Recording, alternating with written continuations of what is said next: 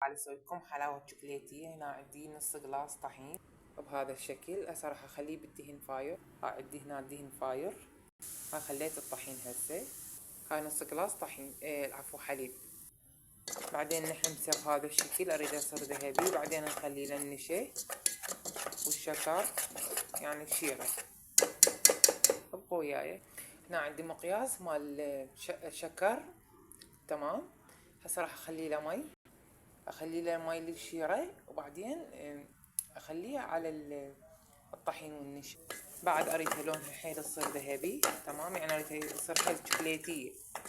طبعا توني قعدت كنت نايمة، ابوي قعدني ما ادري انا من انام، يعني بسرعة انام، بس احط راسي على المخدة.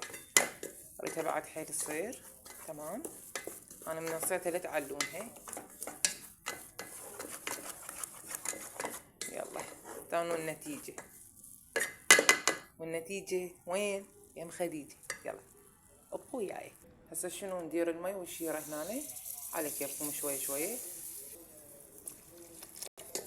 هسه نطرق بيها بهذا الشكل. بعدين نرجعها على النار. تمام.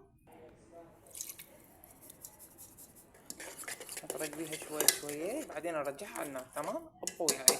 هسه تعال نصبها بالماعون صحن التقديم. الله، ماعون الملكة يا ملكة انتي.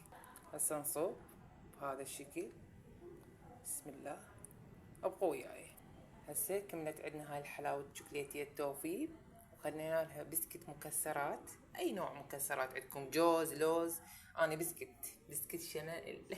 تعالوا نبوق. بسم الله الرحمن الرحيم. واعطيكم رأيها. بسم الله الرحمن الرحيم.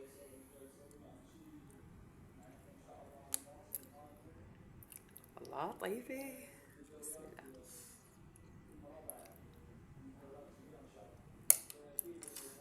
حبايب قلبي، سلامكم العافية. يلا باي باي.